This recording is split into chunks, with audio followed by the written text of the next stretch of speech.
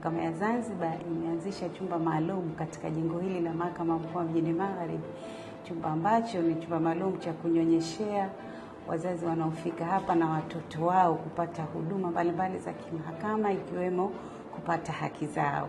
Chumba hichi kinawasaidia wamama waliojifungua na wenye watoto wao kuwa katika mazingira mazuri wakati wananyonyesha, chumba ambacho kina kila aina ya huduma ya mtoto ambayo anafika hapa kupata huduma mahakamani.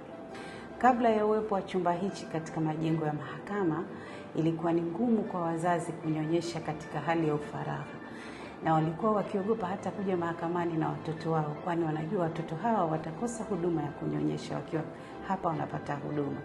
Lakini pia hivi sasa chumba kimeondosha tatizo hilo, kimewapa hata fursa wafanyakazi wa mahakama hii wanapokuwa kazini kuweza kuletewa watoto wao wakinyonyesha wakiwa hapa na baadaye kurudishwa watoto nyumbani, wao wakiendelea na majukumu yao ya kazi.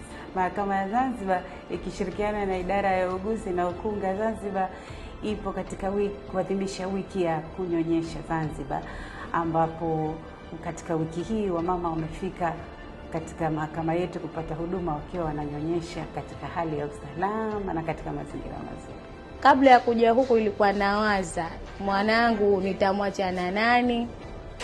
Sina mlezi, sina kumwachia mwanangu.